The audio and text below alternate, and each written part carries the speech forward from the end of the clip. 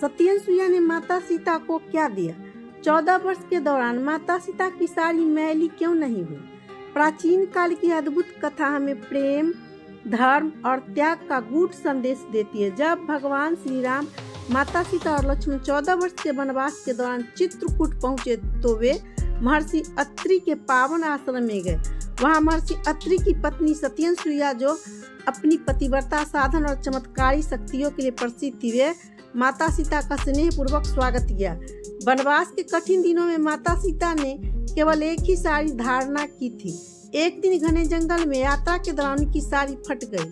वे जानती थी कि भगवान राम वन में कोई नई साड़ी नहीं ला सकते, इसीलिए उन्होंने फटे वस्त्र में ही रहने लगी। जब सत्यनसुईया ने यह देखा तो वे माता सीता की परीक्षा लेने और उन्हें एक दिव्य उपहार देने का विचार करने लगी। सत्यनसुईया ने माता सीता को अपने पास बुलाया और उन्हें स्नेहपूर्वक कहा, बेटी, नारी का सबसे बड़ा गहना उसकी निष्ठा और पतिव्रता है।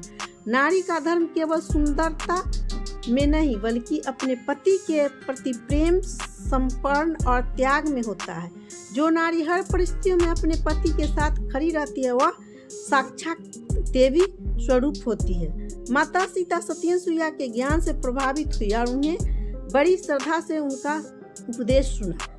प्रसन्न होकर सत्यनसुईया ने अपने तपोवन में से माता सीता को दिव्य वस्त्र प्रदान किए, जो न केवल अत्यंत सुंदर और चमकदार थे बल्कि वे कभी नष्ट भी नहीं होते थे। यह दिव्य वस्त्र इतना अद्वितीय था कि माता सीता ने इसे भगवान राम से भी छुपाकर रखा। यह उपहार उनके पतिव्रता धर्म की परीक्षा का प्रमाण था और इस वस्त्र में देवी सत्यनसुईया के आशीर्वाद की शक्ति थी। इस कथा से हमें प्रेरणा मिलती है कि सच्चा प्रेम और निष्ठा किसी भी परिस्थिति में डगमगाना नहीं चाहिए। नारी का सम्मान, त्याग और धैर्य ही सबसे महान बनता है। यदि स्त्री अपने परिवार को प्रेम और श्रद्धा से संजोए रखे तो वह घर स्वर्ग बन जाता है। यदि आपको यह प्रेरणादायक कथा पसंद आई तो हमारे चैनल को सब्सक्राइब करने और ऐसे ही अनमोल रोमांचक कहानी के लिए जुड़े रहें। धन्यवाद।